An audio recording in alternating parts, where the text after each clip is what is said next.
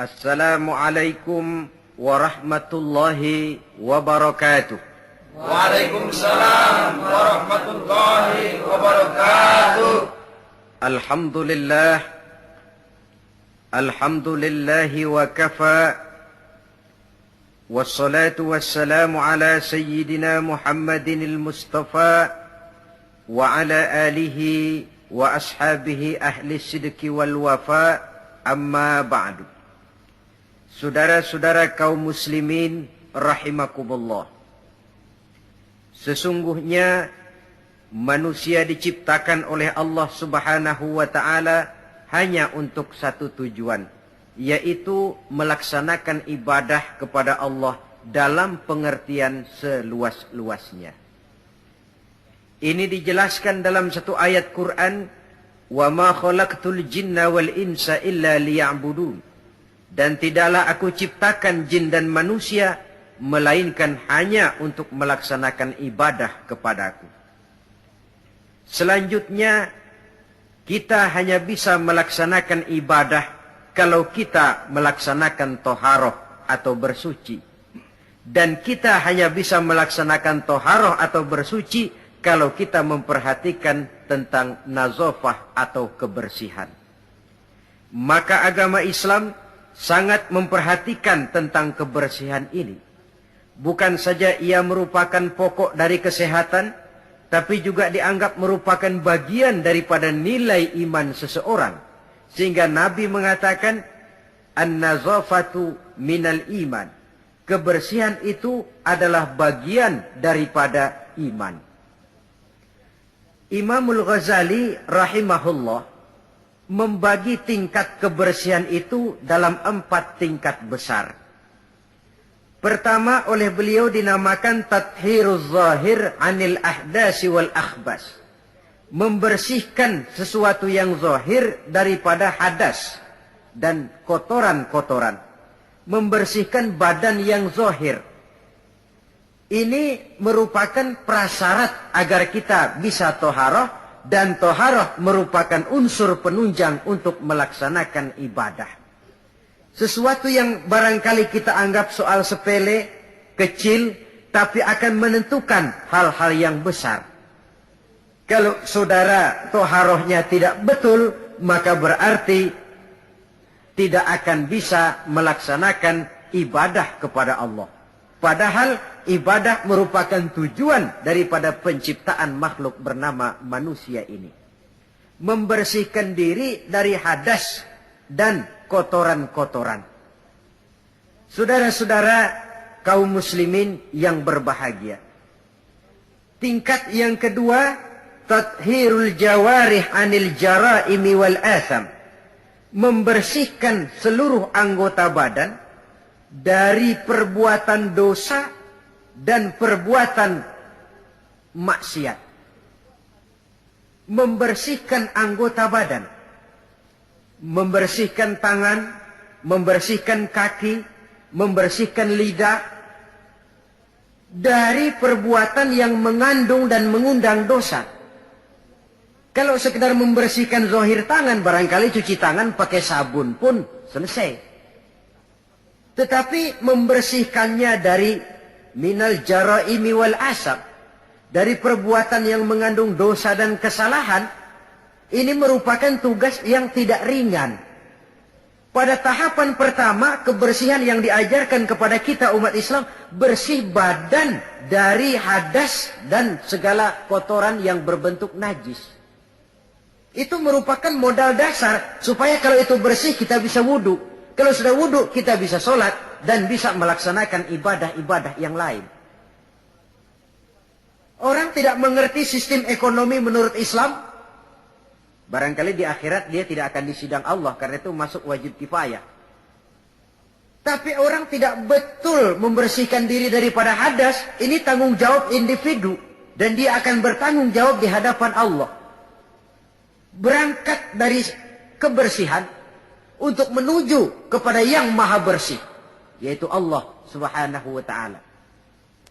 Berangkat dari kebersihan menuju ke yang maha bersih. Inilah perjalanan dari kehidupan manusia ini.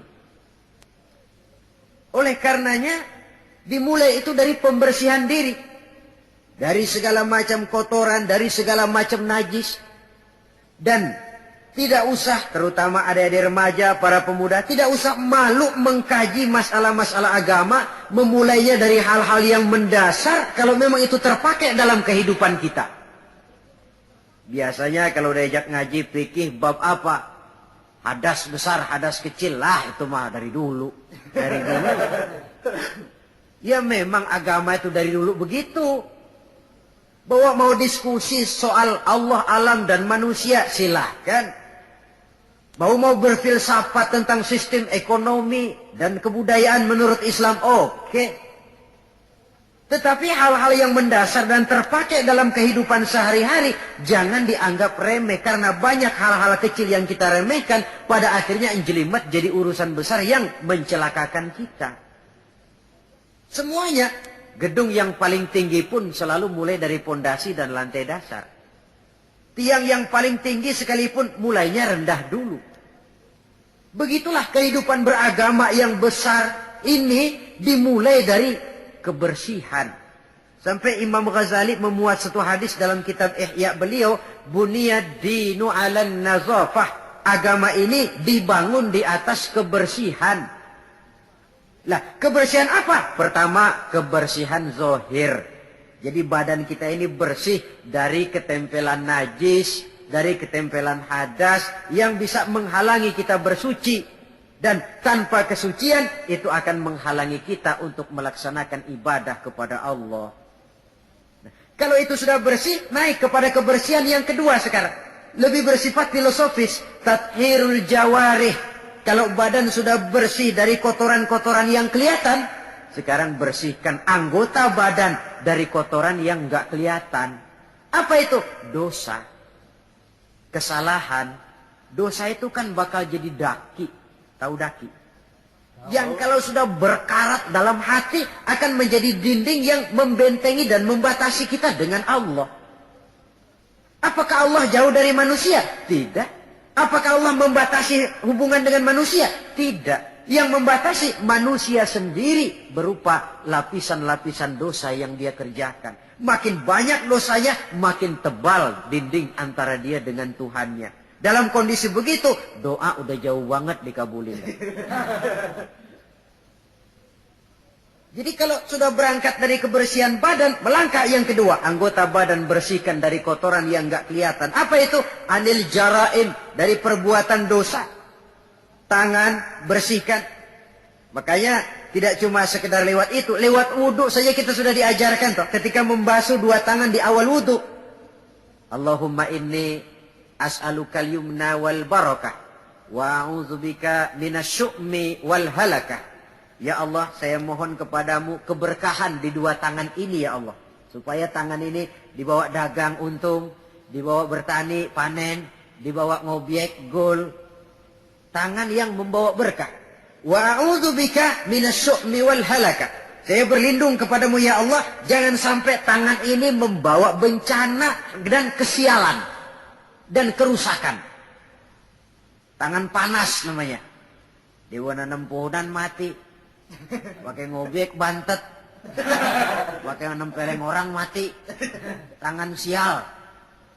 Itu saja sudah mengarah kepada kebersihan dari kotoran-kotoran yang tidak kelihatan. Saudara-saudara, dewasa ini manusia disibukkan oleh masalah pencemaran lingkungan hidup. Sehingga nampaknya benar-benar sudah gawat. Dunia ini satu wujud yang kecil ketimbang planet-planet lainnya, planet bumi kita ini. Dan kita bersyukur bahwa oleh Allah kita ditempatkan di bumi yang memberikan kita apa yang kita perlukan. Coba kalau kita tinggal di bulan atau di Mars, unsur penunjang hidup kan tidak ada di sana. Jangankan untuk mengembangbiakkan keturunan, untuk melangsungkan kehidupan saja sudah sulit. Bumi yang kita tinggali ini, planet dunia ini, pada dasarnya memenuhi apa yang dibutuhkan oleh manusia. Air untuk minum, tumbuh-tumbuhan untuk bernaung, untuk dimakan, hewan dan sebagainya. Tapi setelah masuknya era industri dan pemakaian alat-alat modern, mulai terjadi penyalahgunaan berbagai sumber daya alam, lalu terjadilah apa yang disebut pencemaran alam. Orang mulai cemas, orang mulai bingung, orang mulai panik bahkan di sebagian tempat. Ini apa ini? Berangkat dari tingkat kesucian yang kedua. Suci anggota badannya dari perbuatan dosa. Saudara hadirin yang saya hormati, hilangnya keseimbangan alam akan merugikan manusia. Dahulu ketika kita menghadapi musim banjir, orang bilang kepada saya, "Banjir Pak." Saya bilang iya. Tapi saya pikir-pikir bukan salah orang kok, salah air. Bukan salah air, saya bilang, salah orang. Salah orang bagaimana Pak? Iya, tempat air ditempatin. Giliran yang punya tempat datang nggak ngerti tempat gue lo kenapa di sini. Terjadilah yang namanya banjir. Artinya apa ini? Pemanfaatan dan penata kotaannya yang tidak terarah sehingga menyebabkan hilangnya keseimbangan alam. Bumi tercemar, udara tercemar, air tercemar, tumbuh-tumbuhan tercemar, kemudian hewan ikut kena yang namanya pencemaran. Ini akibat apa? Akibat ulah daripada manusia juga. Apa sih yang menyebabkan orang lalu tidak bisa menahan diri sehingga menimbulkan dampak negatif yang merugikan manusia itu sendiri? Saya lihat pertama sifat rakus, tamak bin serakah.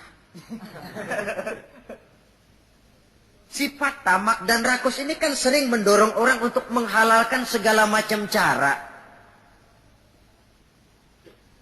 Dia rela menari di atas mayat orang lain. Dia mau senyum di atas tangisan orang lain. Dia mencari bahagia di atas penderitaan orang lain. Mengikuti sikap tamaknya akhirnya rakus menghalalkan segala macam cara. Tidak terikat lagi oleh yang namanya nilai, norma, dan kaedah-kaedah yang harus dihormati. Perlu menipu, ya nipu. Perlu meras, ya memeras. Perlu membohongi orang, ya membohongi orang. Sikap tamak cenderung mendorong orang untuk menguras sumber daya alam. Sehingga alam lalu kehilangan keseimbangannya. Ketika terjadi musibah, sasaran utama tentu manusia sendiri. Karena tamak orang nggak sanggup lagi menjaga anggota badannya. Tangan seambil-ambilnya. Mulut seomong-omongnya. Mata selihat-lihatnya. Mulut semakan-makannya. Perut seisi-isinya. Tidak lagi selektif. Sedangkan kita orang Islam ini umat yang selektif.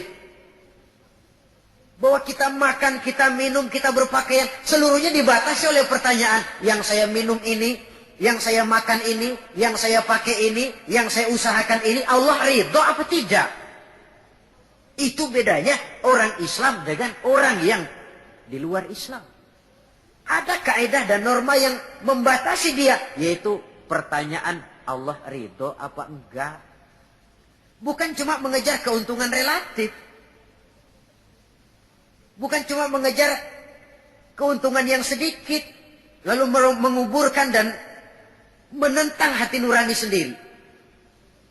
Karena sikap tamak orang tidak sanggup mengendalikan diri. Maka seluruh anggota badannya lalu tidak terjaga lagi anil jaraim dari perbuatan dosa dan salah. Hilang sudah. Nah, orang begini kalaupun dia suci daripada hadas kecil dan hadas besar, tapi anggota badan lainnya tidak terpelihara dari perbuatan dosa, lah sama juga bohong. Hadas kecil nggak punya, hadas besar nggak punya. Wudhu sering, tapi nyolong jalan terus. Mulutnya fitnah orang, suka betul. Gunjing orang, iya. Makan yang haram, iya. Nipu orang lain, iya. Itu namanya tidak menjaga anggota badan dari kotoran-kotoran yang abstrak. Ini yang saya lihat penyebab pertama, sikap tamak. Yang kedua, sikap materialistis. Ini merupakan pemacu paling utama Sikap materialistis yang ideologinya biasanya ideologi perut ini. Hidup cuma isi perut. Karena itu materi tujuan utama. Kalau perlu nipu, nipu. Kalau perlu ngebohongin orang, ngebohongin orang. Kalau perlu korupsi, korupsi. Sampai sekarang ini bukan cuma buku, bahkan sampai kepada hak cipta, sampai kepada produksi, sampai kepada hal-hal yang berkaitan dengan hubungan dengan dakwah, masih terkena yang namanya bajakan. Dan yang aneh bahwa ya tahu itu barang bajakan, toh masih ada saja yang mau jual. Ini kalau tidak didorong oleh sikap materialistis mengejar keuntungan relatif dengan menekan perasaan pribadi, sudah merugikan orang lain, merugikan teman, nggak soal. Bahwa dia menari di atas penderitaan orang, bahwa dia senyum di atas bangkai saudaranya misalnya, bukan soal bagi dia. Yang penting target materi tercapai. Kalau sudah kemarilah cara berpikir orang, bukan saja dia menginjak hak azasi daripada orang lain, tapi dia sudah menjerumuskan dirinya sendiri. Mungkin dia orang macam ini terlepas dari pengadilan dunia, tapi tidak seorang pun yang akan lepas dari pengadilan Qadhi Rabbul Jalil, di mana akan diputar seluruh film kegiatan hidup kita, sejak dari yang sekecil-kecilnya sampai kepada yang sebesar-besarnya. Apalagi di zaman di mana orang sekarang ini gampang nekat, merasa didlek, buntu, apalagi di belakang dia lihat merasa ada backingnya, jaluknya jadi naik, palanya jadi besar, hidungnya jadi mekar, lalu membusungkan dada, timbul sikap sombong dan cenderung menganggap enteng kepada orang lain. Padahal kalau sudah ada kecenderungan menganggap remeh dan enteng orang lain, itu tandanya orang sudah mulai kehilangan kepercayaan kepada dirinya sendiri. Karena itu Islam mengajarkan la yu'minu ahadukum hatta yuhibba li akhihi ma yuhibba li nafsihi. Belum sempurna iman kamu sampai kamu cinta kepada saudaramu sebagaimana kamu cinta kepada dirimu sendiri. Artinya apa ini? Mengukur orang lain dengan diri sendiri. Kalau orang lain tanpa salah saya tempeleng, sakit enggak? Sakit. Saya pun begitu. Kalau orang lain tanpa salah difitnah, sakit gak dia? Sakit. Saya pun begitu. Yang tidak enak terjadi pada diri saya akan begitu juga kalau terjadi pada diri orang lain. Maka pertimbangannya adalah diri sendiri. Kalau sudah ke sana cara berpikir orang, dia nggak brutal, nggak lalu ingin mengejar keuntungan karena sikap tamak dan rakus, lalu mengabaikan rasa persaudaraan, rasa persatuan, rasa solidaritas. Yang penting uang masuk, perlu bajak-bajak, perlu jiplak-jiplak. Soal hak cipta orang lain tidak ada urusan, toh nanti bisa diatur segalanya. Ya mungkin di dunia bisa diatur. Tapi mampukah kita ngatur akhirat? Mungkin di dunia banyak pihak bisa kita kelabuin, tapi sanggupkah kita ngebohongin Allah? Mungkin banyak saksi ada charge yang kita bayar bisa meringankan kita, tapi sanggupkah kita mencari saksi ada charge di akhirat nanti? Keyakinan semacam ini yang membatasi pola dan gaya seorang muslim dalam menjalani kehidupan. Dia berupaya menjaga kebersihan, setelah kebersihan badannya, kebersihan anggota badannya dari perbuatan yang mengundang salah dan dosa. Setelah sikap materialis saya lihat lagi, yang mendorong orang tidak sanggup mengendalikan diri dan menjaga diri dari kotoran tadi. Apa? Takabur dan kurangnya rasa malu. Kalau tidak punya rasa malu sama sekali. Ini membudayakan rasa malu zaman sekarang saya anggap penting ini. Di saat nilai bergeser, prinsip orang sekarang sudah prinsipin cuek. Kenal cuek? Cuek kenal gak? Sebodoh teing sama orang lain. Malah ada pepatah Arab yang saya lihat banyak dipakai orang sekarang. Bul ala zamzam fatu'araf katanya. Kencingi air zam-zam nanti kamu terkenal. Artinya kalau pengen terkenal bikin yang aneh-aneh. Sumur zam-zam dikencingin. Itu bakal terkenal seluruh dunia. Orang kenal, gila bener tuh punya sumur Zam-Zam dikencingi. Terkenal tapi terkenal nggak benernya. Nah, orang nggak peduli bener apa nggak bener, yang penting terkenal dulu. Istilahnya biar tekor asal nyohor. Artinya kalau pengen cepat terkenal, bikin yang aneh-aneh. Pakaian yang aneh-aneh, rambut yang aneh-aneh, gaya jalan yang aneh-aneh, cara bergaul yang aneh-aneh. Makin dianggap aneh, makin cepat terkenal. Kalau dulu kita dianggap aneh kan malu, risih rasanya, riskan. Orang apa sih kamu pada ngeliatin gua, ada yang gak beres apa? Sekarang malah sengaja dicari yang paling aneh dan demonstratif. Demonstratif. Membudayakan rasa malu ini saya anggap cukup mendesak zaman sekarang ini. Sebab ini termasuk salah satu sumber etika. Pejabat tahu malu, pengusaha tahu malu, organisasi tahu malu, pemimpin tahu malu, orang tua tahu malu, anak muda tahu malu, remaja tahu malu. Apalagi kalau mau bercermin kepada Rasulullah sallallahu alaihi wasallam. Imam Abu Ja'far Al-Barzanji menceritakan akhlak Nabi itu, wa kana sallallahu alaihi wasallam syadidal haya. Beliau orang yang sangat pemalu. Dari saking malunya saja, pernah ketika remaja diajak memperbaiki Ka'bah, naik ke atas, jubahnya tersingkap angin, kakinya kelihatan dengan orang di bawah, beliau turun muka pucat merah, keringat bercucuran karena kakinya kelihatan oleh orang di bawah, padahal orang yang di bawah laki-laki semua, malu. Saya lihat zaman sekarang malu nomor 18. Yang penting nyohor dulu. Kalau masih ada rasa malu kan masih ada semacam nilai yang harus kita indahkan. Tapi kalau sudah nggak ada rasa malu, tidak ada rasa menyesal, tidak ada rasa telah melakukan sesuatu yang tidak baik. Itu akibatnya kalau sudah kehilangan rasa malu. Saudara-saudara kaum muslimin yang berbahagia, apa nasibnya agama umat ini kalau kita sudah kehilangan rasa malu? Perbuatan apa yang tidak akan negatif dan tidak akan mengarah setidak-tidaknya kepada perbuatan negatif kalau kita sudah tidak punya rasa malu? Nah, kalau orang sudah nggak punya rasa malu, sudah nggak punya timbangan, karenanya cuek. Tahu cuek? Udah masa bodoh aja dah. Orang mau bilang apa kek, yang penting kan untung, yang penting kan duit masuk, yang penting kan terkenal. Sehingga jangan heran kalau sekarang di kampung-kampung walau orang pakai baju kayak mau mentas di televisi saja. Padahal nggak kemana-mana.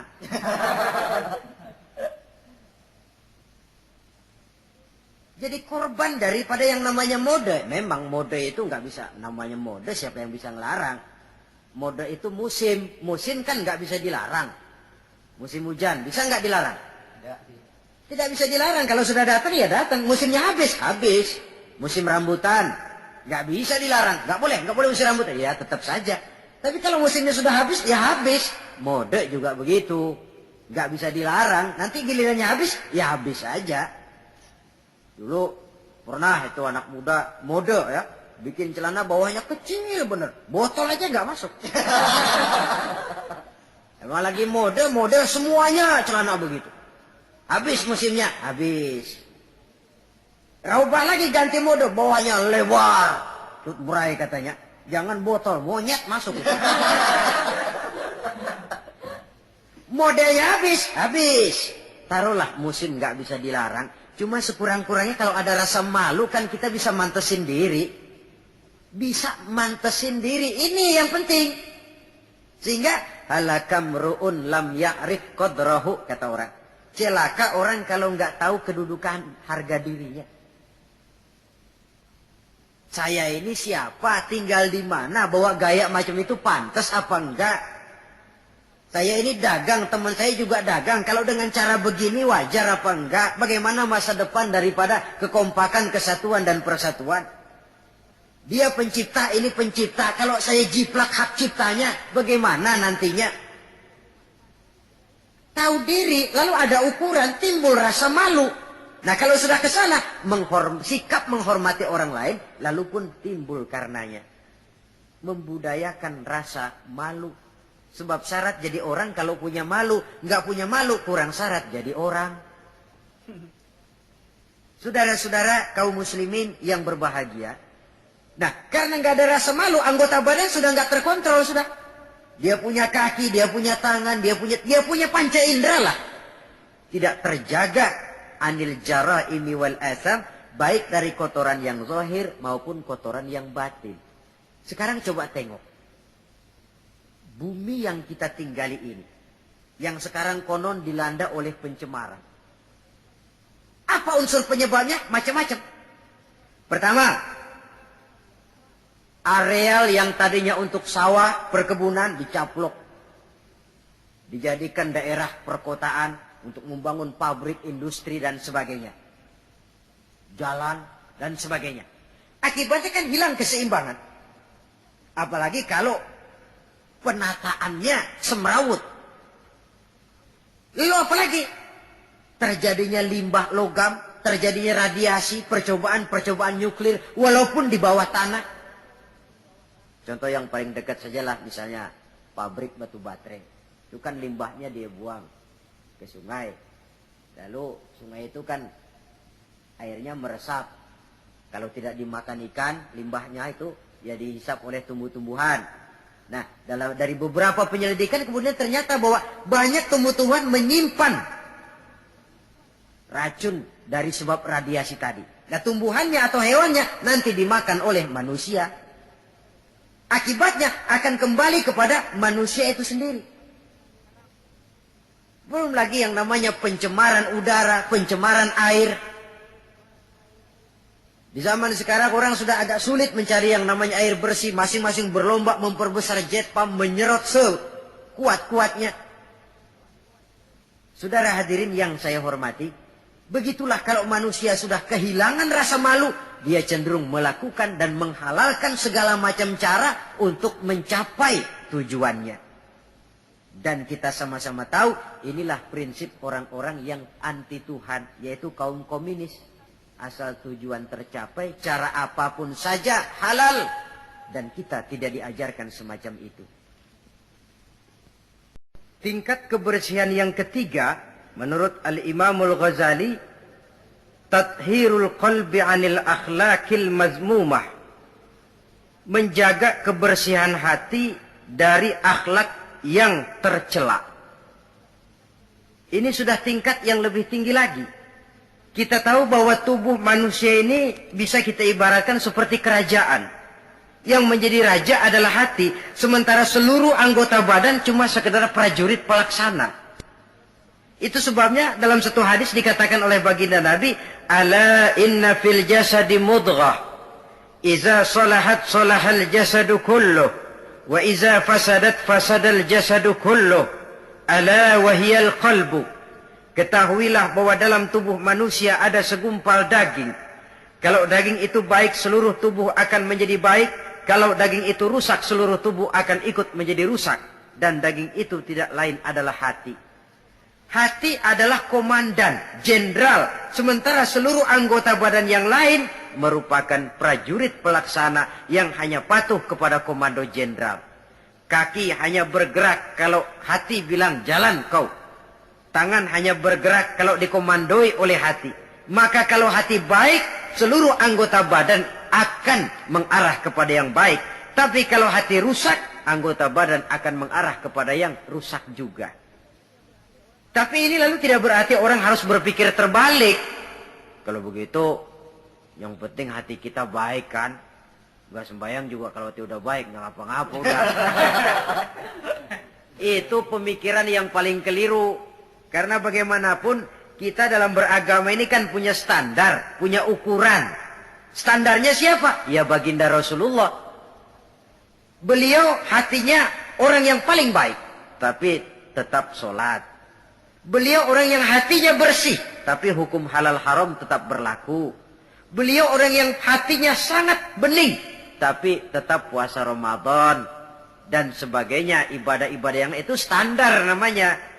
Kalau merasa hati sudah bersih, oh biar gua nggak sembahyang juga, tapi hati kan bersih. Loh, Prinsip itu saja sudah menjelaskan ngeresnya hati. Saudara hadirin yang saya hormati, oleh karena itu membersihkan hati dari akhlak yang tercela ini merupakan tugas utama. Bahkan dijelaskan oleh Imamul Ghazali, penyakit zohir sangat jauh bedanya dengan penyakit hati, penyakit batin. Apa bedanya? Pertama, kalau penyakit zohir, biasanya kita yang punya penyakit lebih tahu dari orang lain. Tapi kalau penyakit hati, penyakit batin, biasanya orang lain lebih tahu dari kita yang punya penyakit. Misalnya, kita punya bisul di belakang. Itu penyakit zohir kan? Kita tahu, orang lain nggak tahu. Enak teman datang bercanda, dia tepak aja belakangnya. Udah melintir-melintir kita. Dia nggak tahu, kita tahu. Penyakit zohir, kita yang punya penyakit lebih tahu dari orang lain. Tapi kalau penyakit hati, penyakit batin, kadang-kadang orang lain lebih tahu, kita yang punya nggak berasa. Misalnya sombong, ya. Kita nggak berasa, kita anggap wajar saja. Orang lain yang nilai, sombong sih kamu. Hasud, dengki, kita anggap wajar. Orang lain bilang, karangan hatimu. Hasud betul sih, nggak seneng lihat orang lain dapat nikmat. Tetangganya beli TV aja meriang.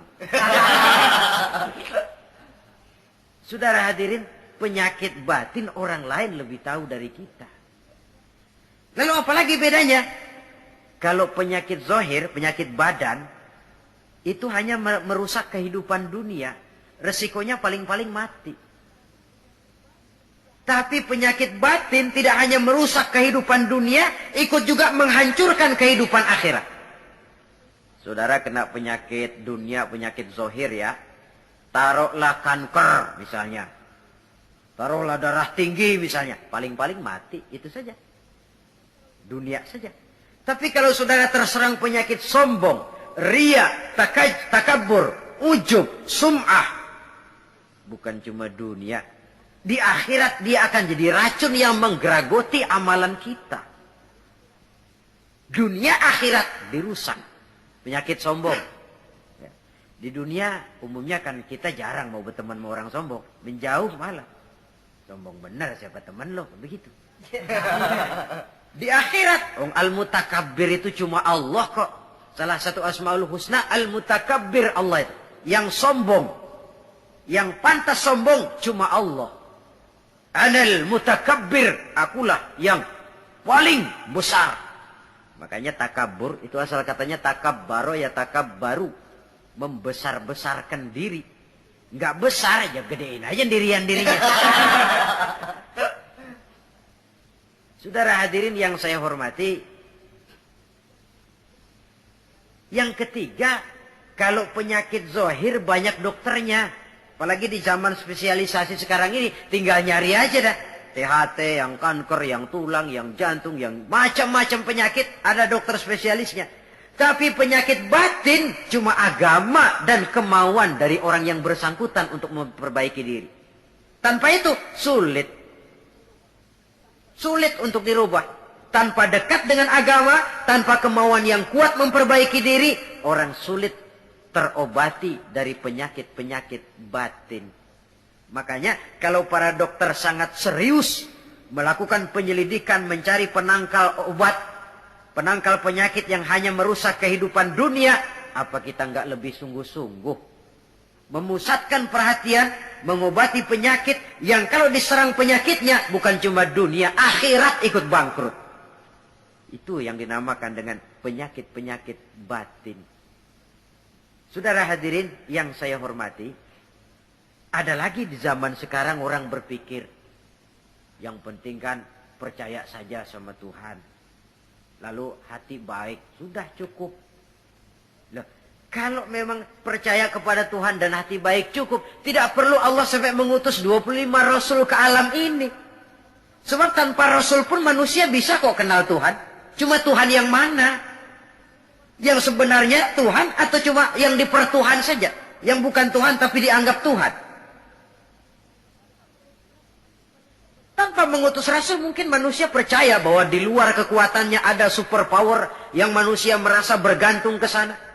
Lalu menegakkan tata cara peribadatan untuk menghormati sang super power tadi. Tetapi percaya kepada Allah itu kan tidak cukup cuma sekedar percaya saja. Lantas diiringi dengan pelaksanaan ibadah yang sasarannya untuk mencapai bersihnya hati ini.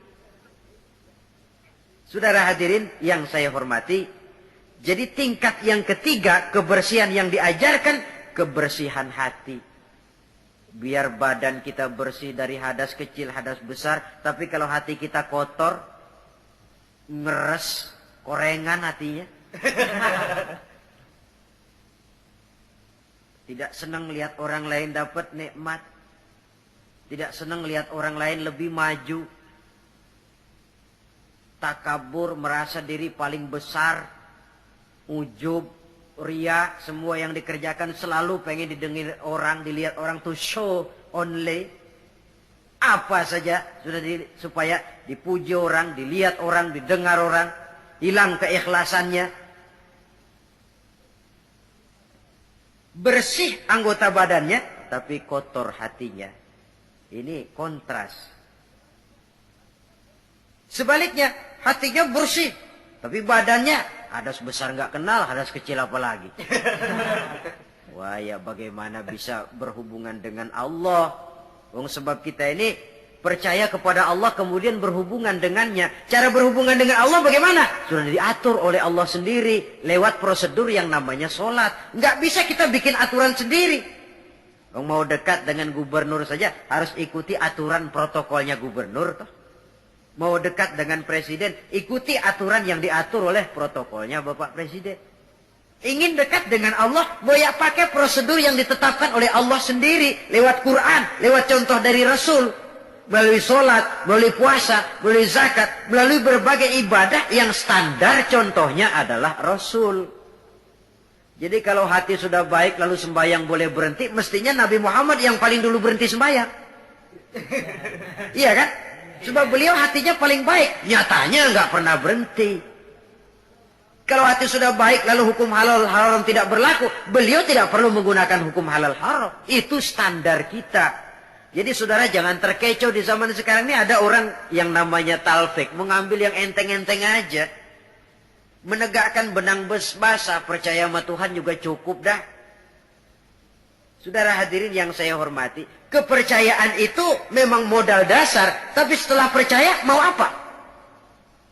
Tentu ada tindak lanjutnya dan Allah sudah memberikan bimbingan. Aku tidak ciptakan kau manusia kecuali untuk menyembah kepadaku. Cara nyembahnya bagaimana? Tuh, lihat bagaimana Nabi Muhammad nyembah aku.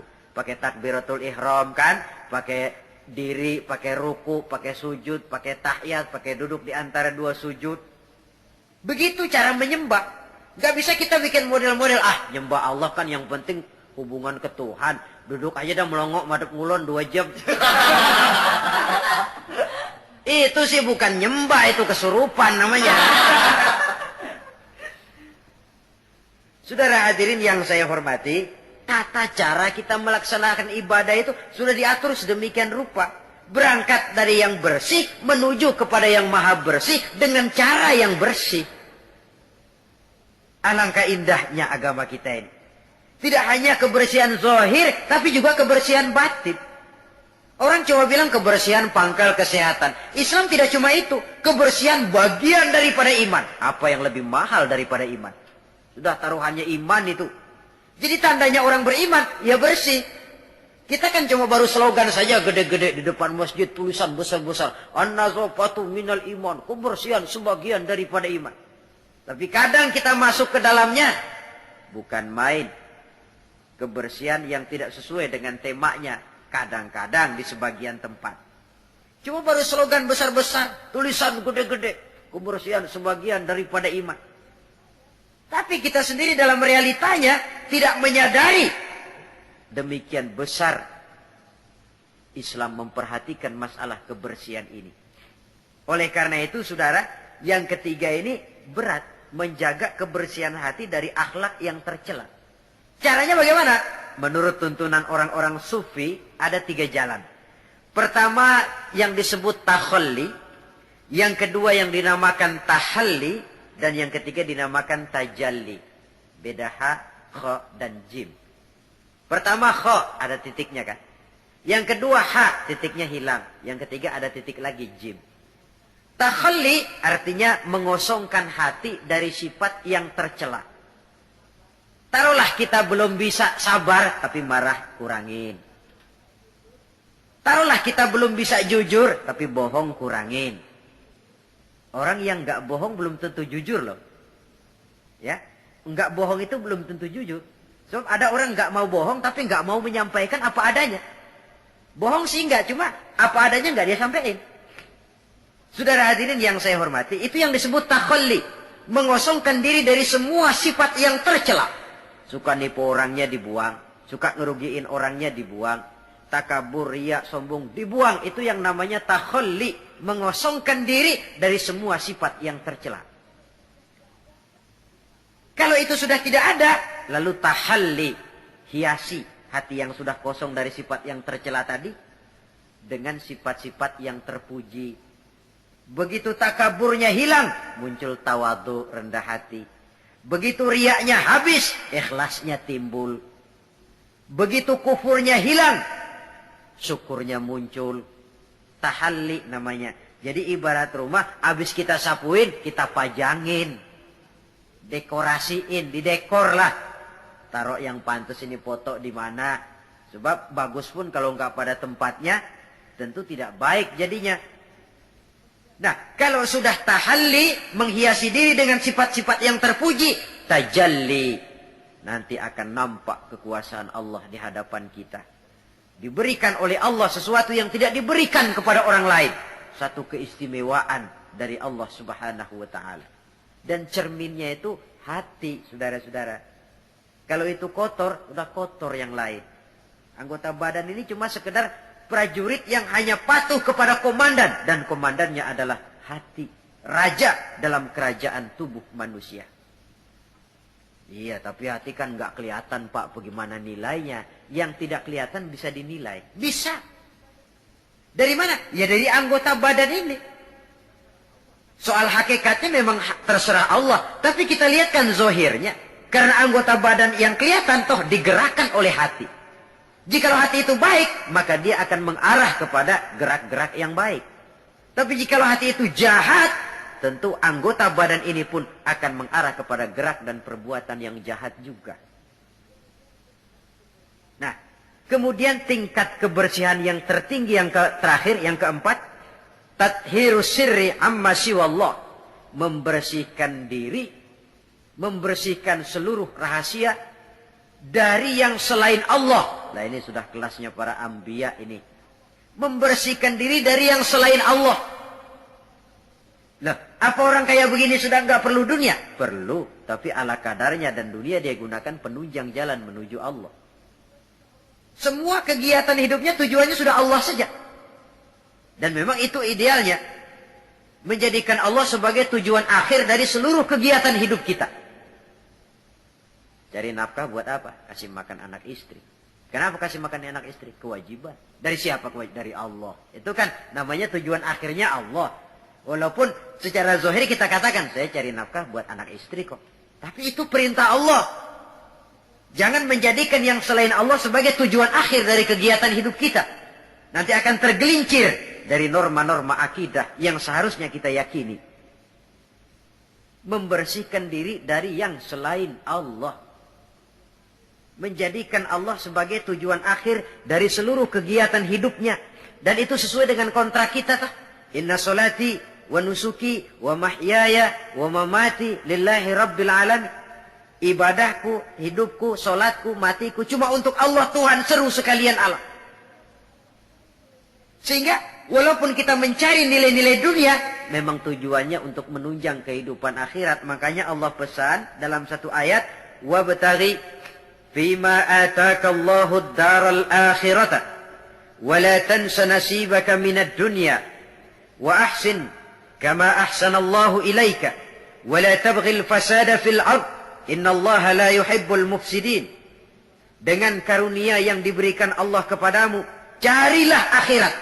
tapi jangan lupakan bagianmu di dunia ini.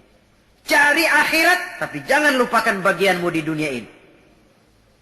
Wa ahsin kama ahsanallahu ilaika, dan berbuat baiklah sebagaimana Allah telah berbuat baik kepadamu.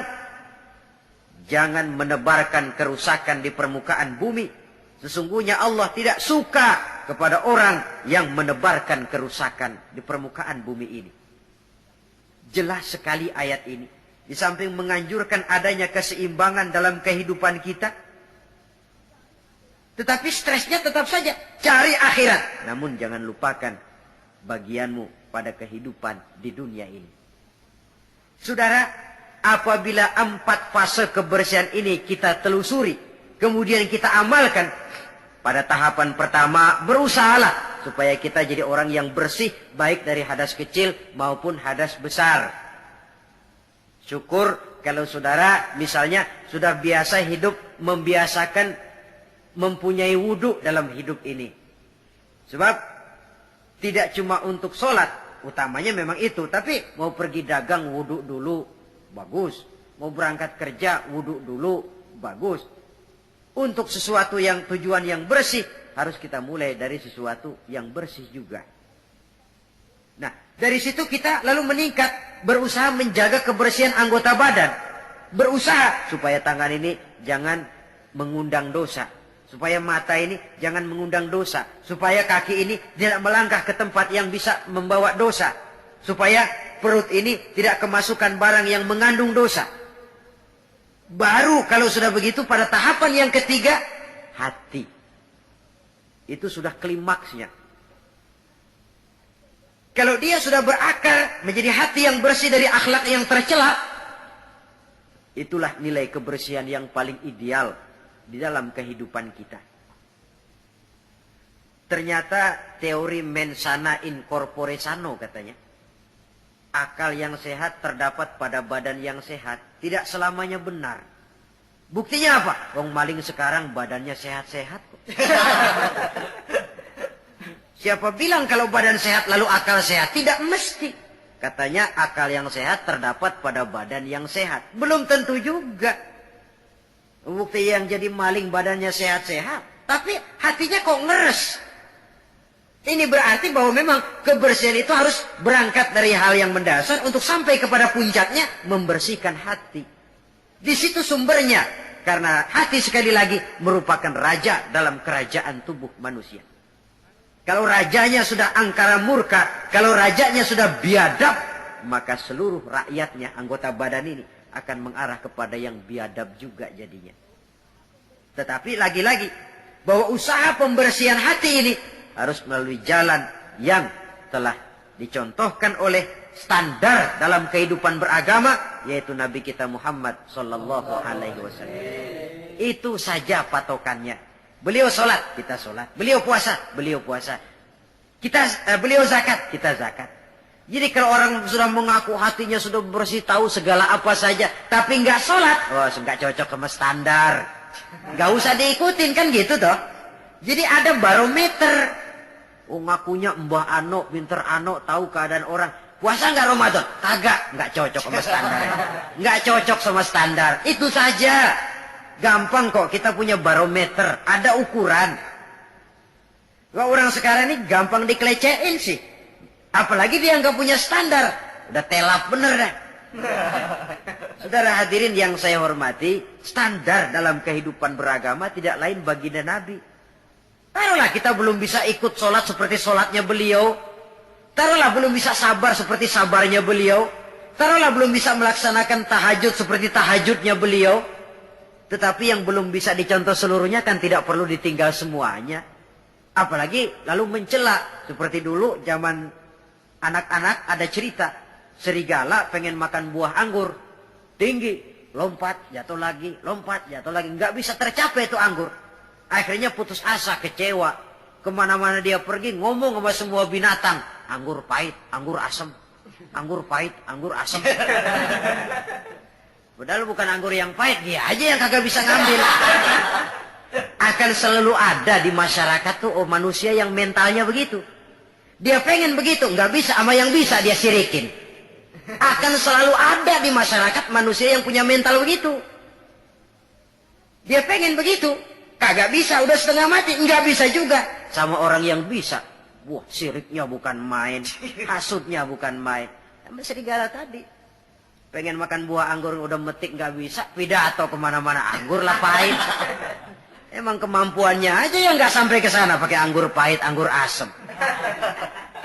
Orang menghina sesuatu bukan karena sesuatu yang dihina itu jelek. Tapi karena dia nggak bisa berbuat begitu. Lalu yang lebih celaka lagi mempengaruhi orang supaya berpendapat begitu kayak serigala tadi. Udah dia kesel sama orang lain dia undang supaya kesel juga sama tuh orang. Kan nggak bener ini marahan pakai ngebon.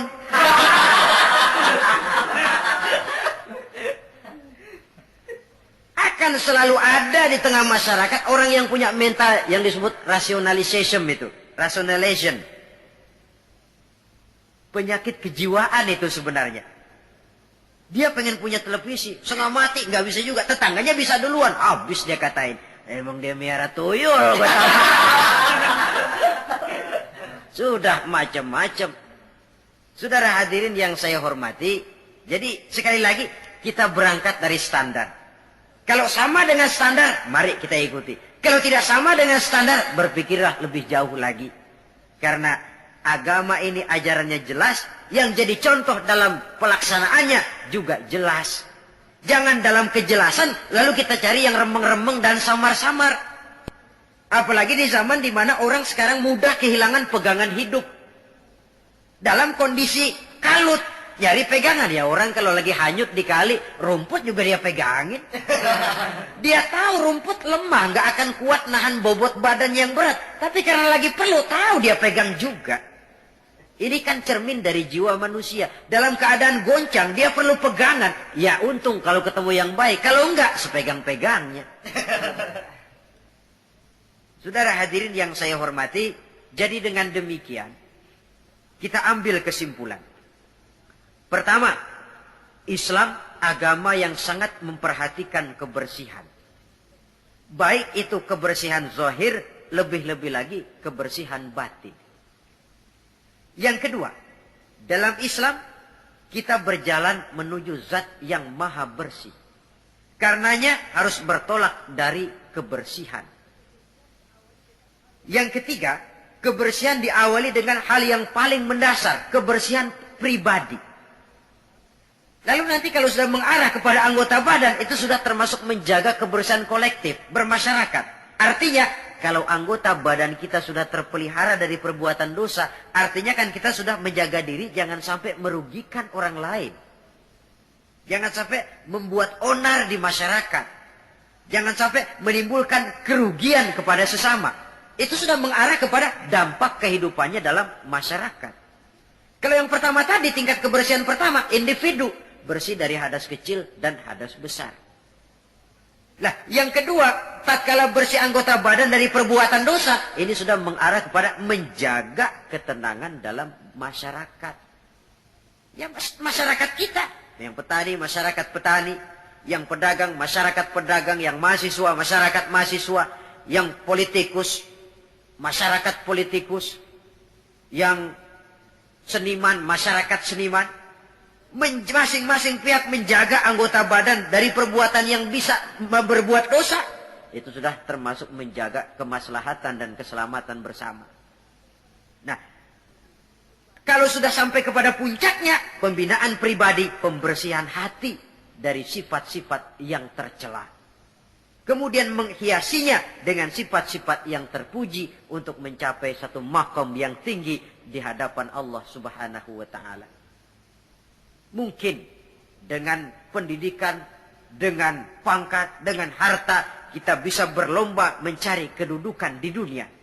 Tapi kedudukan di sisi Allah hanya bisa dibeli dengan prestasi ibadah.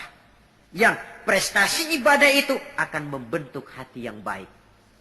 Jadi dengan kata lain, antara pelaksanaan ibadah dengan hati yang baik itu berkaitan. Kalau tidak, salah satunya sulit untuk terwujud. Artinya dari hati yang baik timbul semangat ibadah. Dari semangat ibadah, hati lalu menjadi baik. Ada semacam interaksi. Oleh karenanya saya berharap dari pertemuan kali ini, marilah kita sama-sama menjaga diri baik dari kotoran zahir maupun kotoran batin. Menjaga kebersihan, kebersihan diri, rumah tangga, lingkungan, masyarakat, bangsa dan negara kita demi untuk kemaslahatan bersama. Sekian dan demikianlah. Dan pada akhirnya sebagai uraian penutup Al-Baqarah 172, Allah Subhanahu wa taala berfirman, "Ya ayyuhalladzina amanu kulu min thayyibati ma razaqnakum washkuru lillah in kuntum iyyahu ta'budun." Hai orang-orang yang beriman, makanlah kamu dari yang baik-baik dari rezeki yang telah kami berikan kepadamu dan bersyukurlah kepadanya, dan hanya kepadanya lah hendaknya kamu menyembah dan beribadah. Terima kasih. Wassalamualaikum warahmatullahi wabarakatuh. Waalaikumsalam warahmatullahi wabarakatuh.